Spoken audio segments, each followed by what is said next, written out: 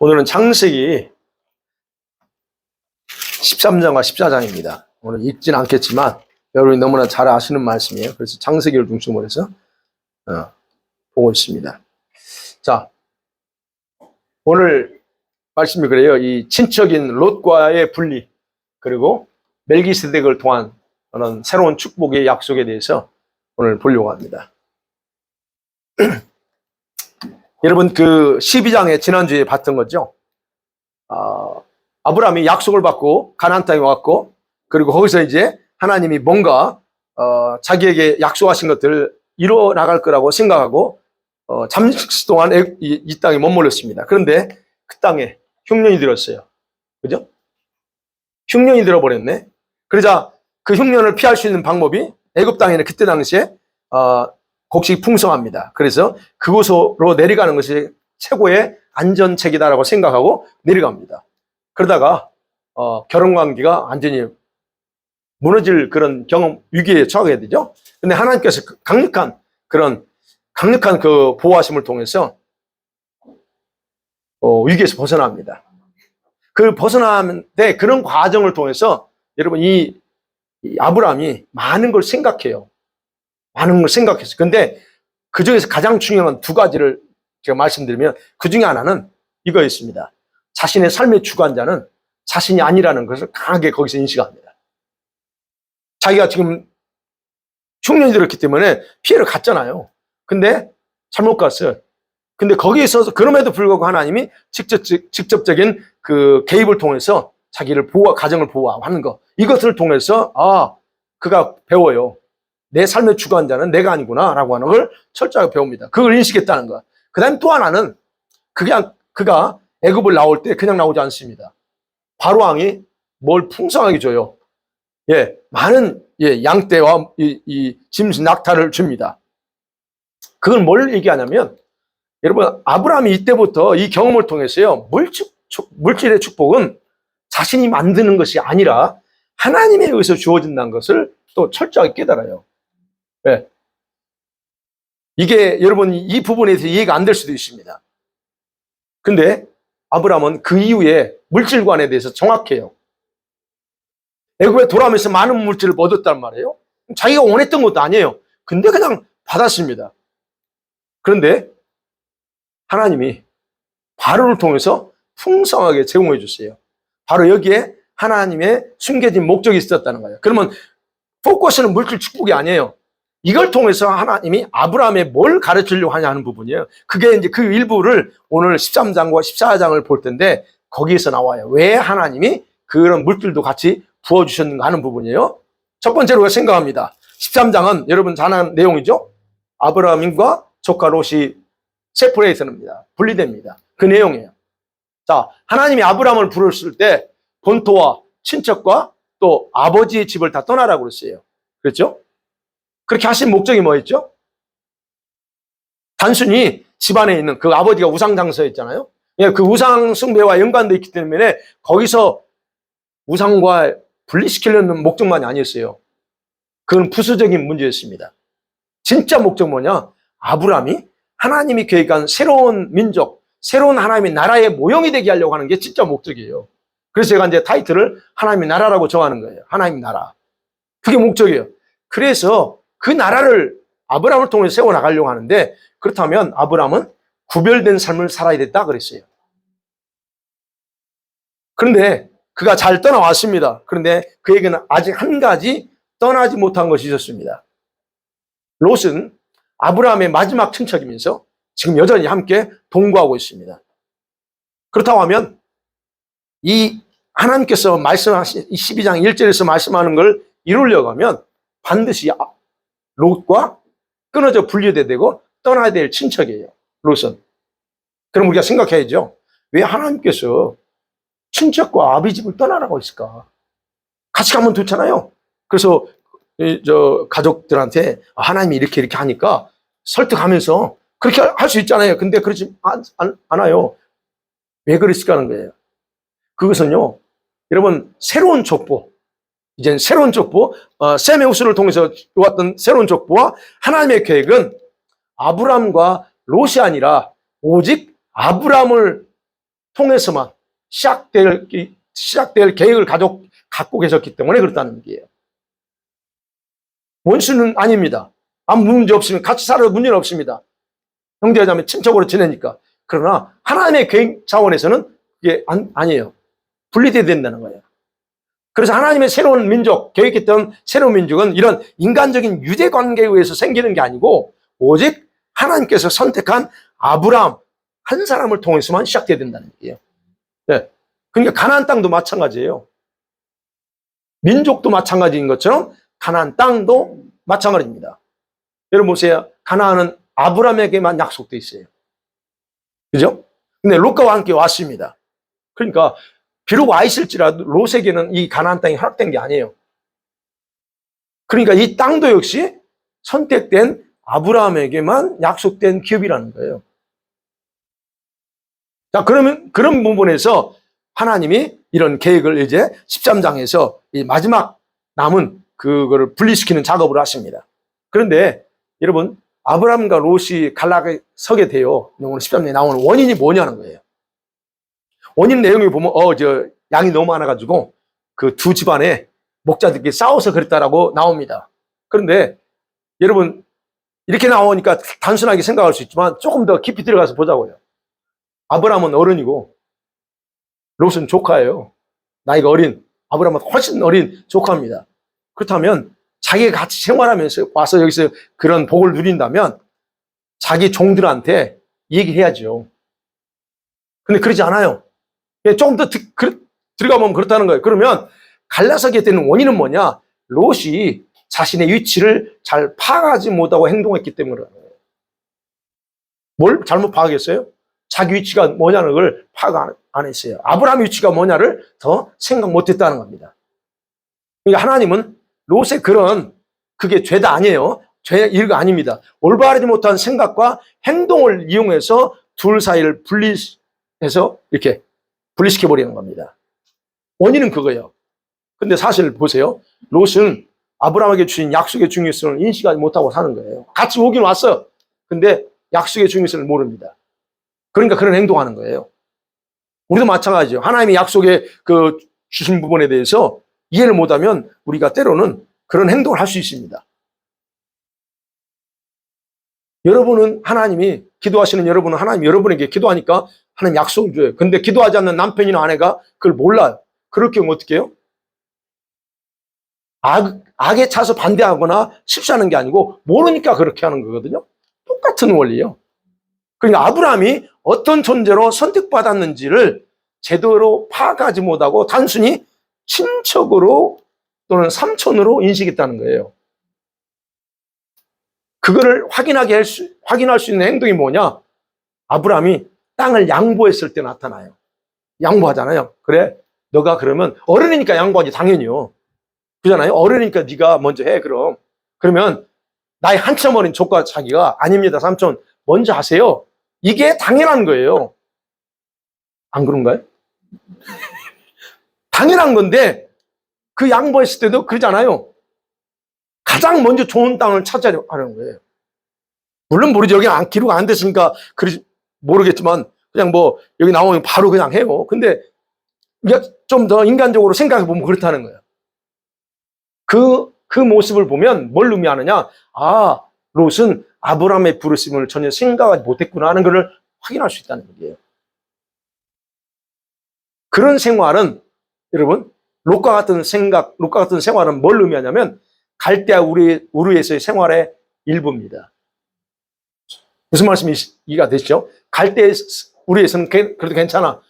그렇게 사는 게 습관이 됐으니까. 그런데 여기 와서는 그래서는 안 되거든요. 근데 지금 그 생활을 여전히 그는 가지고 있다는 거예요. 그러니까 외형적으로는 아브라함이 겸손하게 양보했어요. 그죠? 겸손하게 양보한 것이라고 생각할 수 있어요. 그러나 롯의 그런 행동은요, 겸손함이 빠진 어떤 부분은 죄라고 그래요. 그걸 하나님 앞에서 그건 죄였다고. 왜 하나님의 약속된 자를 존경하지 못하고 또 그걸 인식하지 못하고 행동했기 때문이다. 그렇게 말하기도 합니다. 예, 큰 죄든 아니든 간에 롯의 행동은 바로 겸손함이 없는 그런 좀 무지한 행동이었다라고 우리가 생각할 수 있다는 겁니다. 그러니까 여러분과 저도 마찬가지예요. 하나님의 계획을 깨닫지 못하면 이런 일들은 무의식적으로 하게 돼요. 악의로 하지 않습니다. 무의식적으로 하게 돼요. 그런데 때로는 하나님 그걸 죄로 여깁니다. 내가 몰라서 그렇게 했을지라도 죄예요. 그것 가지고 나를 징계하고 그러진 않지만 주님은 그걸 죄로 여기고 허물로 여긴다는 거예요. 그렇게 되면 그 부분에 대해서 지금 당장은 그가 이해를 못하고 있기 때문에 회개하라고 이야기하지 않습니다. 그러나 이제 내가 성장하고 시간이 흘러갔을 때 충분히 이 부분에 이해가 될 때는 회개를 요구해요. 이건 죄야. 죄였어. 생각나서 회개합니다. 그러니까 그런 부분이에요. 그러니까 여러분이 어느 부분에서 죄라고 여기지 않고 행하는 모든 것들에 대해서는 여러분이 아직 죄에 대한 인식이 그 인식이 수준이 낮으니까 여러분이 그 수준에서만큼 주님이 죄라고 얘기하고 회개를 요구합니다. 그러나 여러분이 성장하면 그렇지 않습니다. 죄에 대한 인식이 더 높아지면 예민하게 주님 바라보신다는 거예요. 예민하게. 말 한마디에도 예민하게.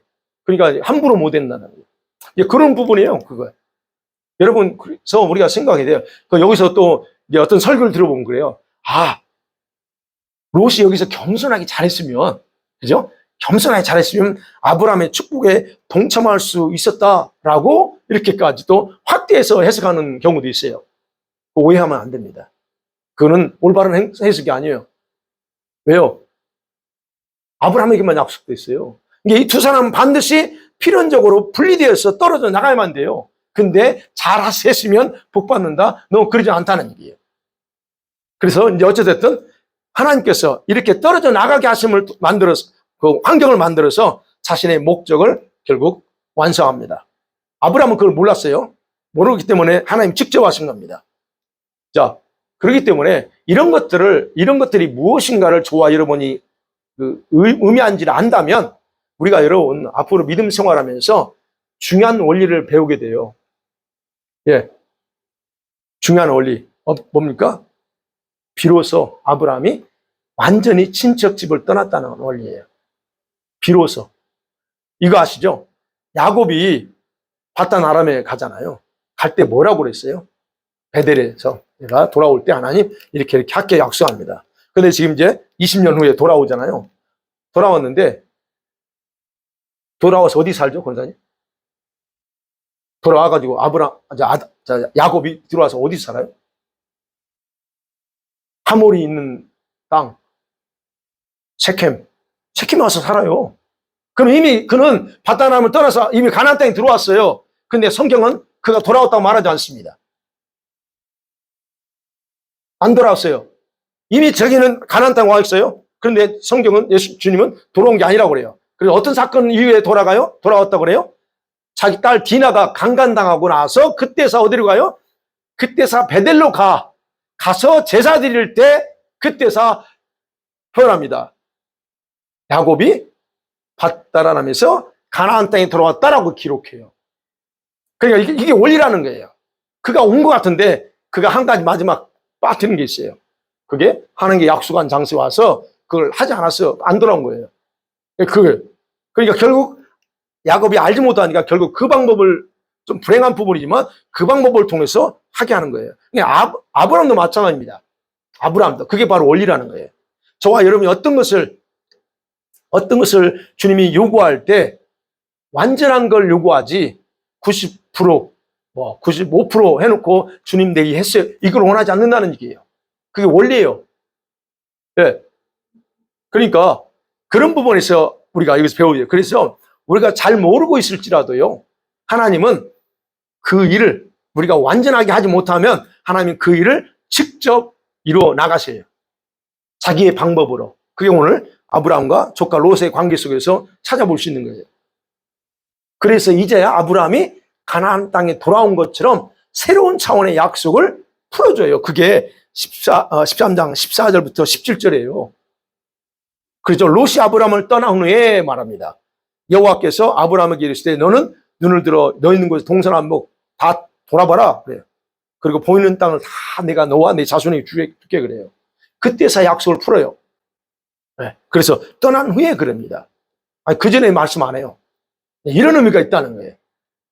완전히 자기에게서 이제는 새로운 백성이 일어날 걸 약속하고, 그러면서 그 후손들이 이 땅에서 살게 될 거라 말합니다. 그러니까 아브라함의 후손들이 다른 민족들과 달리 완전히 다른 하나님의 계획하고 생각한 새로운 백성이 될 거라는 것을 여기서 약속하는 거예요. 왜요?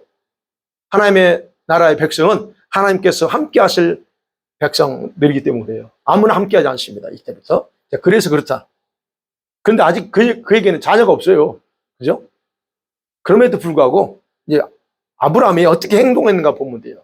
그럼에도 불구하고 아브라함은 약속하신 땅이, 즉 이 약속한 땅이 자기 것인 것처럼 믿고 행동한다는 거, 이게 중요합니다. 그가 당당하게 롯에게 선택권을 양보했어요. 왜 양보했을까? 또 우리가 하나 생각해 볼 수 있는 것은 하나님이 이 땅을 주겠다고 했기 때문에, 그리고 이 땅이 자기가 살 땅이라는 걸 알았기 때문에 양보했어요. 바로 이것이 영적 소유권에 대한 의식이 있었다는 겁니다. 저와 여러분요, 하나님에 대한 영적 소유권이 그 의식을 가져야 돼요. 저와 여러분에게 하나님 무언가 약속했으면 이건 하나님이 이렇게 준 거예요. 그거는 누구도 빼앗지 못하고 누구도 가질 수 없으면 나만 소유할 수 있는 부분이에요. 그래서 제가 항상 강조하는 게, 여러분에게 하나님 무언가 약속하신 거 있다면 그 약속 붙잡아야 된다. 그건 이미 여러분에게 준비한 거예요. 그 대신 그것이 나한테 손에 오기 전까지는 긴장하고 기도하고 그런 건 있죠. 당장 안 줘요. 내 믿음으로 그 모든 것을 보세요. 자녀를 몇십 년 얼마 만에 줘요? 바로 안 줍니다. 왜 안 줬을까도 여러 가지 생각해 볼 수 있어요. 그만 똑같다는 게, 약속은 주시지만 그 약속은 때가 되면 주시는데 그 때 기간 동안 뭘 할 거냐는 거예요. 주님이 우리 각자에게 준비시키는 일을 하는 거예요. 그러니까 그런 것이 영적 소유권이라는 거예요. 그래서 약속이 있다면 여러분 절대 그 약속 10년이 지났는데도 별로 응답도 없는 것 같고 그거 아닙니다. 그런 부분에서 볼 수 있어야 된다는 거예요. 그 주장할 수 있다는 거예요. 왜요? 하나님 반드시 그 일을 이루어주니까. 그래서 그 작업해야 돼요. 그러니까 이제 롯과 이제 분리됐습니다. 이게 분리된 이후에 아브라함이 생각한 거는요, 자신이 얼마나 많은 재산을 소유하고 있느냐, 이 관심이 없었어요. 네. 오직 하나님의 은총과 은혜 가운데서 내 자신이 가진 약속을 자기 것으로 완전히 누리면서 사는 거예요, 그냥. 그래, 쉽게 표현하면 그래요. 우리 식구 표현하면 롯과 헤어지고 나서는 그냥 인생 자체를 즐겁게 사는 거예요. 즐거운 마음으로 이 가나안 땅을 돌아다니면서 뭐 했을까요? 이곳은 내 땅이야. 그죠? 그런 내 땅이라고 하는 의식 가지고 믿음으로 선포하면서 주인처럼 살았다라고 우리가 예측해 볼 수 있다는 거예요. 물론 그것 자체는 기록이 안 됐지만. 그래서 18절에서 제단을 쌓아요. 그런 모든 걸 보면 그렇게 살았겠다라고 하는 걸 예측할 수 있습니다. 여기서 우리가 두 가지를 또 적용해 볼 수 있어요.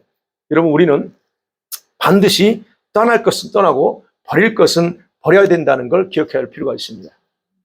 네, 우리가 버려야 될 게 더 많겠죠.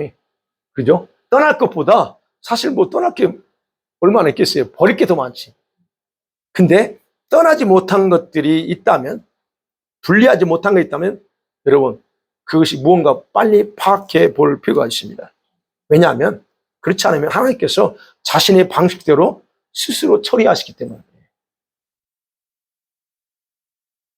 그런 부분들은 재앙으로 처리한다 이런 차원이 아니고, 주님은 반드시 그거를 우리를 만들기 위해서는 스스로 처리할 수밖에 없어요. 내가 인지를 못하고 있으면. 그래서 그 일 하신다는 뿐만 아니라 우리가 주님을 해서 어떤 것을 버릴 때에 여러분 회복되는 것이 무엇인지도 잘 모를 수 있어요. 내가 이걸 버리면 도대체 주님이 나한테 뭘 어떻게 할 건가? 이거 모르고 할 수 있습니다. 그럼에도 불구하고 저와 여러분의 관심은 뭘 해야 돼요? 버릴 건 버리고 떠날 것 떠나는 것이 돼야 된다는 거예요.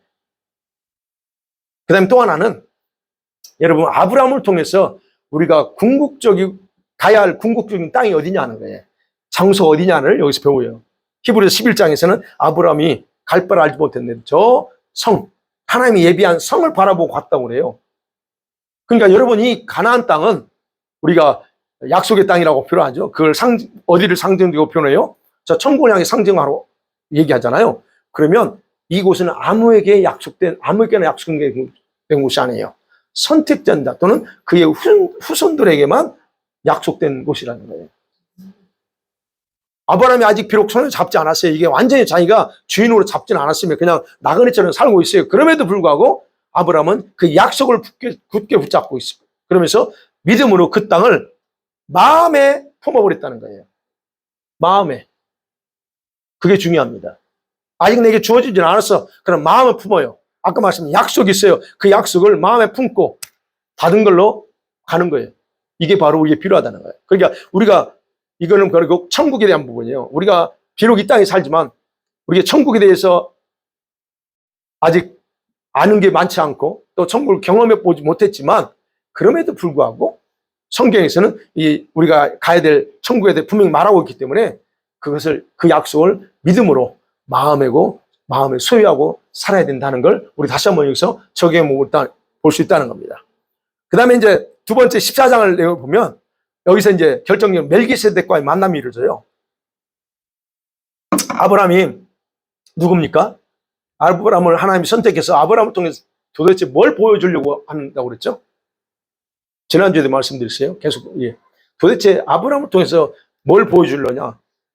앞으로 오실 예수 그리스도 통해서 이루고자 하는 하나님의 나라예요. 그러니까 아브라함은 예수 그리스도의 샘플이에요. 물론 그렇다고 해서 자신이 예수님은 아니에요. 그리스도는 아니에요. 그러니까 샘플입니다. 그리고 아브라함이 약속은 받았지만 구원이 자기에게 있는 게 아니에요. 맞죠? 그러니까 그가 받았던 모든 약속, 은혜, 이 모든 것, 천국에 대한 모든 소망, 이런 모든 것은 자기로부터 나오는 게 아니에요. 위로부터, 하나님으로부터 나와야 돼요.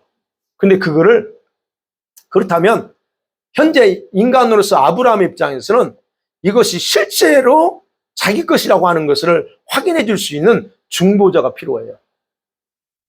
중보자. 이건 축복이잖아요. 영적인 축복, 물질적인 축복도 되고 이거를 누군가가 확증시켜줘야 돼. 그게 누구냐? 멜기세덱이에요. 여러분 이 당시에 멜기세덱은 어떤 존재라고 그래요? 오늘 14장 18절에 보면 살렘 왕, 예루살렘 왕이고 그죠? 지극히 높으신 하나님의 제사장이래요. 그러면 이 멜기세덱은 당시 중보자의 모형이에요. 샘플이에요. 근데 갑자기 등장합니다. 왜 등장했는지 우리는 모릅니다. 그러나 이거는 왜 그런가를 찾아볼 수 있어요. 알 수 있다는 거예요. 그러니까 그 중보자의 모형인 멜기세덱을 만나는 것은 이건 당연히 있어야 된다는 거예요. 그러니까 이게 하나님의 계획 속에서 이루어졌다는 겁니다. 왜? 아브라함이 하나님께서 주신 약속, 천국에 대한 모든 것을 실제화시키려면 아브라함에게 그걸 보여줘야 되는데 그 증거를 누구를 통해서 알냐? 멜기세덱이에요. 그래서 14장에서 갑자기 왜 멜기세덱이 등장하고 아브라함이 그에게 11조를 드리고 그리고 축복 기도를 받는가에 대한 의문을 풀 수가 있어요. 롯을 구출합니다. 아브라함이. 이 사건 제가 설명 안 할게요. 구출합니다. 롯을 아브라함이 구출해요. 그 사건이요. 굉장히 큰 사건입니다. 당시에. 다른 동맹국들 다 했는데 아브라함이 300몇 명 데려가서 이겨버려요. 어마어마한 사건이에요. 그런데 그 사건은 아브라함이 가나안 생활에서 특별한 역할을 했다는 얘기예요. 다시 말씀드리면 가나안 사람들도 아브라함을 자기 중에 하나로 생각하고 인정할 수 있는 기회가 됐다는 얘기예요. 이때까지 아브라함은 지금 나그네입니다. 네. 그리고 이에 대한 보답으로 소돔 왕이 뭘 줘요? 아브라함을 인정합니다. 인정하고 너가 취한 탈취물 다 가져 라고 제안하는 거예요. 왜 제안하느냐? 인정했다는 얘기 그거. 여기서 아브라함이요. 여기서 아까 13장에 봤던 말씀이죠. 아브라함이 물질 축복, 많은 탈취물 얼마나 많겠어요. 그 모든 물질의 축복은 하나님이 주시는 것인 걸 알고 있어 경험했기 때문에 소돔 왕이 제안한 걸 거절하는 거예요. 그래서 이때부터 물질에 대해서 좌우하지 않아요. 네. 거절합니다. 뭐 때문에? 13장의 체험 때문에. 그래서 중요하다는 얘기예요.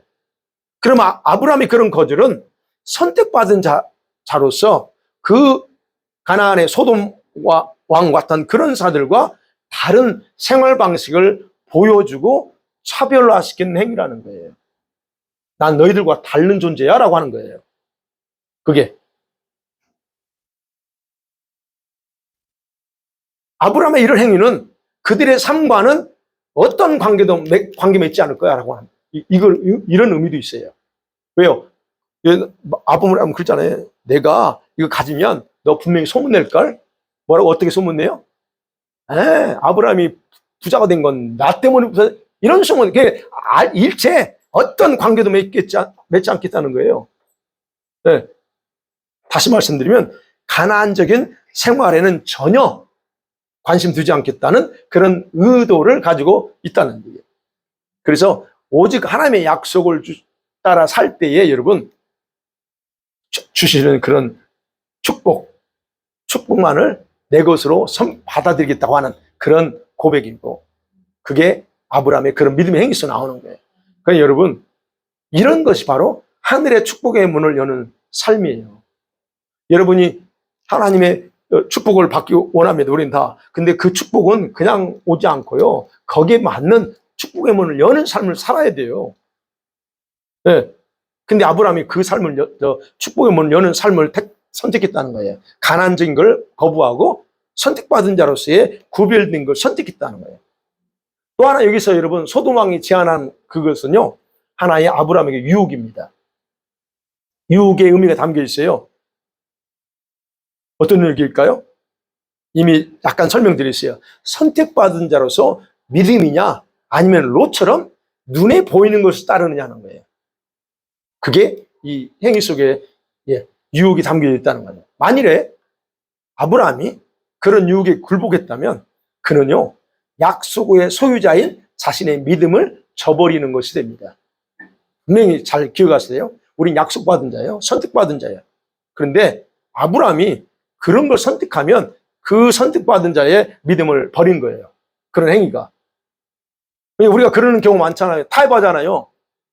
그 믿음의 행위 버리는 거예요. 축복의 약속을 버리는 행위가 되는 거예요. 똑같다는 얘기예요. 또 그런 유혹을 받아서 그냥 재물을 취했다 하면 스스로 자기 자신을 높이려고 하는 그런 의도를 가지고 하는 행위라고 볼 수밖에 없어요. 아브라함은. 여러분, 그런 행동은 하나님의 축복과 은총을 절대적으로 의지해야 된다는 것을 무시하는 행위가 된다는 거예요. 그러니까 우리가 이런 일들이 실제 삶에서 많이 우리가 반복하고 경험하는 거예요. 저와 여러분 그런 삶 과거는 살으셨죠? 지금은 안 그래도요? 과거는 우리가 그랬을 거예요. 뭔가 이런 유혹 앞에서 어떻게 해요? 믿음 어떨 때는 저버리는 선택을 하고 하시래요. 그게 바로 축복의 문을 여는 게 아니고 그런 삶이라는, 그러니까 그게 유혹이었다는 부분이에요. 그래서 우리 인간은 누구도 스스로 자신이 유대해질 수 없습니다. 내가 뭘 만들어낼 수 있다고요? 천만에요. 있는 것 가지고 내 것인 것처럼 내가 할 뿐이지 만들어낼 수 있는 존재가 아니에요. 아브라함이 그거예요. 그 행위 속에는 축복을 만들어낼 수 있나요? 천만에 못 만들어냅니다. 단지 축복의 문을 여는 그 믿음으로 내가 할 때만 그 축복이 오는 거지. 그래서 여러분과 제가 기억해야 될 거는, 우리도 때로는 마음대로 이 가난적인 생활에 동참해서는 안 된다는 것을 반드시 기억해야 된다. 왜요? 저와 여러분 선택받은 자이니까. 예. 이 가난한 사람들과 다른 하나님의 축복의 문, 영광의 문을 열려고 한다면요, 바로 이 구별돼야 돼. 구별된 삶의 문을, 가난적인 삶의 문을 닫아버려야 가능하다는 거예요. 그러니까 문 열어놓고서, 세상의 문 다 열어놓고서 하나님의 축복의 문을 통해서 무엇인가를 받겠다고 하는 거 원리적으로 불가능해요. 그래서 그게 바로 이 아브라함이 지금 소돔왕의 재물을 거부한 그런 내용 속에서 찾아볼 수 있다는 거죠. 자, 이런 과정 속에서 하나님께서 멜기세덱과의 만남을 허락하셔요. 네. 멜기세덱을 먼저 우리가 보죠. 아브라함이 그를 찾아온 게 아니고요, 멜기세덱이 찾아와요. 근데 하나님 보냈어. 그래서 멜기세덱을 하나님 보내서 아브라함을 영접하게 하고 축복을 선언해요. 근데 그에 대해서 예루살렘 왕이다 또는 지극히 높으신 하나님의 제사장이라 그래요. 근데 그가 아브라함에게 떡과 포도주를 가지고 옵니다. 예. 우리 봐야죠. 왜 도대체 멜기세덱이 이 시점에서 나타나냐는 거예요. 이 멜기세덱을 간략하게 이제 요약하면 그래요. 불경건하고 부도덕한 그 가나안 족속 가운데서 그 중에서도 하나님께 대한 지식이 있었고 하나님에 대한 경외감을 가지고 있었던 유일한 왕이었다는 거예요. 근데 분명히 하나님의 제사장이래요. 제사장으로서 어떤 역할을 하고 있었다는 얘기예요. 예. 가나안 족속 가운데 그 타락하고 예, 우상 숭배로 가득했던 그 땅에 그래도 하나님에 대한 믿음과 경외를 보존하고 있었던 사람. 그 사람이 지금 이 시점에서 딱 등장해서 어떤 역할을 하게 합니다. 이 아브라함 입장이 좀 이상했을 거예요. 물론 그 지역에 사니까 소문은 들었을 수 있겠죠. 네. 근데 아브라함을 이 왕이 만나서 음식도 주고 축복합니다. 그렇다고 하면 아브라함 입장에서 이상하다. 왜? 자기가 사실은 자기가 하나님의 특별한 이 은혜를 받은 약속받은 자예요. 멜기세덱이 아니고 자기가 약속받은 자예요. 근데 어떻게 왕인 동시에 제사장이 존재하면서 그가 지금 자기한테 축복할 수 있느냐는 거예요. 내가 선택받은 자인데 내가 그를 축복해 주는 게 더 정상이지. 우리가 생각할 수 있잖아요. 내가 선택받았는데 내가 복을 빌어줄게. 이게 나오는 게 일반적인 생각일 수 있다는 거예요.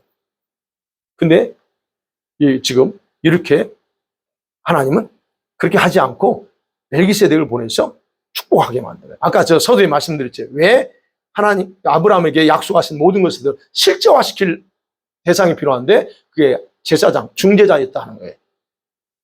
여러분 우리가 그래서 여기서 또 하나 생각하는 거죠. 세상에는요 우리만 존재하지 있지 않습니다. 우리 같은 사람만 있는 게 아니고 하나님께 숨겨놓은 자신의 종들이 여기저기 다 의외로 많다는 거예요. 우리만 기도하는 것 같지만 또 몸부림치며 기도하는 분들이 있어요. 우리가 그를 못 만나서 그랬고 그들이 어디 있는지 모릅니다. 우리 밴쿠버도 있을 거예요. 각자 나름대로 집에서 기도하고 뭐 그런 사람이 있을 겁니다. 근데 이제 우리는 이제 교회 와서 이제 기도하니까 좀 다를 뿐이지만 그런 분들이 있다는 얘기예요. 그러면 하나님도 그런 사람 통해서 뭔가 일하고 계시고 그래서 하나님의 방법은 우리가 상상할 수 없는 방법이에요. 자, 어찌됐든 이런 제사장이 지금 하여튼 아브라함은 그에게 축복을 받습니다. 네. 자, 그가 축복을 받는데 자신이 비록 여기서 이제 아브라함의 모습에서 생각할 수 있는 게 자신이 비록 선택받은 자일지라도 축복은 자신이 스스로 만들어내는 게 아니라고 그랬어요. 그걸 알고 있어요. 그래서 하나님으로부터 오기 때문에 그가 받는 거예요. 하나님은 그에게 축복하려고 제사장을 보냈다고. 네. 그리고 그는 믿음으로 멜기세덱의 손 아래에서 머리를 숙이고 축복을 받는 겁니다.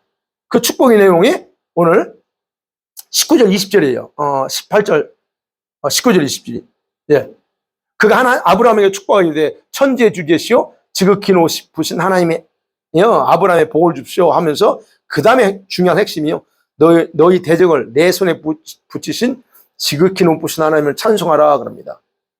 네. 여기서 그 축복의 내용을 보면 멜기세덱은 만물을 통치하시는 하나님의 이름을 먼저 찬양하고 경배합니다. 그리고 그 축복의 내용의 핵심은 20절이에요. 20절에서 너희 대적을 내 손에 붙이신 지극히 높으신 하나님이라고 말합니다. 여기서 멜기세덱이 놀라운 어떤 걸 알고 있다는 얘기예요. 단순히 지금 이제 물리적으로 어디야 여기 좀 그돌라오멜이나 이런 족속들 싸운 족속들을 대적이라고 말하잖아요. 이 멜기세덱은 어떤 놀라운 걸 본 거예요. 가나안 그 왕들을 대적이라고 말하지 않습니다. 뭘 봤을까요, 그러면? 멜기세덱이 도대체 아브라함이 지금 전쟁에서 싸움에서 이기고 돌아온 그 모습 속에서 미래적으로 있을 어떤 걸 봤는데 그게 뭐냐는 거예요. 아브라함이 본 건 그거예요. 아브라함의 대적인 원수 마귀입니다. 다시 말씀드리면 아브라함은 그리스도를 샘플이라고 했어요. 그러면 예수님의 대적인 원수 마귀를 주님의 손에 붙이신 것을 미리 보고 지금 아브라함의 그 행위를 통해서 지금 축복하는 거에서 그 얘기하는 거예요. 그게 바로 놀란 거예요. 앞으로 장차 일어날 일. 아브라함의 행위 속에서 즉 예수 그리스도 행할 일을 미리 보고 지금 그걸 얘기하면서 하나님을 그렇게 하게 해주신 하나님을 찬양하라 라고 얘기하는 겁니다. 이게 아브라함을 축복한 멜기세덱의 그런 모습이에요. 그러면 여기 이 속에 뭐가 담겨져 있냐 이거예요. 여기에 바로 이 멜기세덱을 통해서 물론 이제 현재 아브라함은 이런 믿음을 갖게 하면서 구원은 우리에게 반드시 이루어지는구나 하는 것을 거기가 알게 만들어요. 그래서 거기에서 아브라함도 그랬고 멜기세덱도 다 하나님의 구원에 대한 꿈을 같이 공유하는 거예요. 장차 하나님의 아들 예수가 와서 이런 일을 이루는구나. 그러면서 그것이 공유되니까 둘이 믿음 안에서 연합이 되는 거예요. 그러니까 아브라함이 여러분 그를 하나님의 제사로 생각하고 뭘 드려요? 11조를 드려요. 그걸 둘이 믿음의 연합이 안 됐다면 11조 드릴 필요 없죠. 연합이 됐으니까 바치는 거예요. 그 말은 무슨 말이에요? 실제로 11조를 멜기세덱을 하나님의 종으로 하나님의 제사장으로 인정하고 드렸다는 거. 그것이 곧 하나님께 드린 거기 때문에 바로 그래서 거기서 둘이 믿음의 연합을 우리가 확인할 수가 있다는 얘기예요. 그런 부분을 우리가 14장 그래서 왜 멜기세덱이 갑자기 등장하고 그에게 축복하고 또 그에게 그런 11조를 바쳤나는 부분도 우리가 여기서 조금 더 약간 더 의문을 풀어나갈 수 있습니다. 말씀을 결론 맺어봅니다. 아브람과 롯은 친척입니다. 그러나 결코 하나님의 축복을 함께 나눌 수 없는 사이다는 거. 네. 그래서요, 아브람은 그와 분리되어야 돼요. 그리고 하나님께서 아브람이 인지하지 못할 때 자기 방식으로 처리하십니다. 아브람은 롯에게 모든 걸 양보했어요. 근데 하나님은 그보다 더 나은 약속을 통해 축복합니다. 결국 멜기세덱을 통해서까지도 축복합니다. 그리고 축복의 근원이 된다는 것이 무언가 자기가 복의 근원이 된다고 했잖아요. 그게 뭘 의미하는가를 알아요. 축복의 근원은 어떻게 가능해요? 하나님께서 축복할 때만 그게 가능하다는 거예요. 그러니까 여러분과 이 창세기 12장 말씀 가지고 설교해야 되는 너는 복의 근원이 될 거야. 참 좋아요. 위로되고. 근데 아무도 복의 근원이 안 될 수도 있어요. 못 될 수 있어요. 여러분 하나님이 복의 근원이 되게 하려면 하나님 복을 주셔야 되는데 그래야 복의 근원이 되는데 내가 하나님 앞에 복의 근원이 되려면 복된 일, 복된 삶, 삶을 살 때만 가능하다는 거예요. 자동적으로 가만히 있으면 복의 근원이 되는 건 아닙니다. 물론 복의 근원이라는 어떤 차원을 이제 나로 인해서 다른 사람들이 뭐 구원도 받고 나로 인해서 이런 것도 되고 나로 인해서 가족이 구원받고 이런 것도 복의 어떤 근원은 역할을 할 수 있겠지만 여기서 말하는 복의 근원은 그런 차원의 복의 근원이 아니에요. 하나님께서 부어줄 때만 가능한 거 그게 복의 근원이다. 그러려고 하면 아브라함이 그랬던 것처럼 여러분도 그런 삶을 살아야 여러분이 복의 근원으로서 제 역할을 하는 거예요. 그리고 아브라함이 그걸 알게 하기 위해서 멜기세덱을 만나게 했고 축복을 하게 했다는 거. 네. 그래서 하늘 복과 땅의 복, 우리 흔히 잘 하죠. 신령한 복, 하늘의 신령한 복, 땅의 기름진 복, 이런 축복 기도합니다. 근데 이런 축복은 여러분, 오직 하나님의 약속에 따라 믿음으로 받아야 돼요. 그리고 아브라함을 통해서 오늘날 우리 성도들에게 예수님께서 주시는 축복 역시 믿음으로 받는 것이라는 것을 분명하게 우리 여기서 알게 해준다는 거예요. 믿음이에요, 믿음. 네. 그러니까 저와 여러분이 사실은 우리의 진짜 복이 뭐냐에 대한 부분을 조금 더 명확하게 이해한다면 에베소서 1장에서 말하고 있는 것처럼 예수님을 믿는 믿음으로 얻는 구원, 그게 가장 성경에서 말하는 큰 축복이라는 거예요. 그건 믿음 외에는 방법이 없어요. 그래서 여러분, 하나님께서 이제 아브라함에게 직접적으로 간섭하시는 일은 계속적으로 일어납니다. 거기서 예상하는 거예요. 이제 보세요. 이제 15장 다음 주에 보지만 하나님이 이제 직접적으로 아브라함의 생애 속에 직접적으로 계속 개입하셔서 일하십니다. 그게 바로 이런 사건을 통해서 이제는 우리가 예상할 수 있다. 왜요? 아브라함은 예수님께서 행하실 일들을 미리 보여주는 인물로 선택됐기 때문이에요. 그래서요, 아브라함의 생애를 인도하신 하나님이 그 속에서 원리가 다 들어있다는 거예요.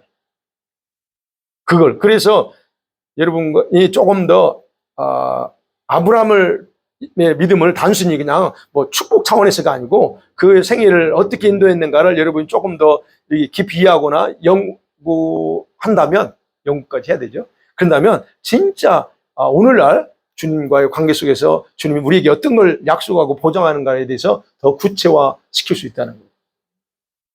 예. 그리고, 자, 반드시 하나님께 복을 받는 자, 선택받은 자는요, 이렇게 가난한 사람들과 구별된 생활을 해야 된다 하는 것이 결과적으로 우리에게 이 부분에서 말씀하고 있다는 것. 그리고 저와 여러분도 이제 좀 이제 구별된 자로서, 선택된 자로서 또 이렇게 확실한 믿음의 모습으로 삶을 살아가는 저와 여러분이 되기를 간절히 소원합니다. 아멘.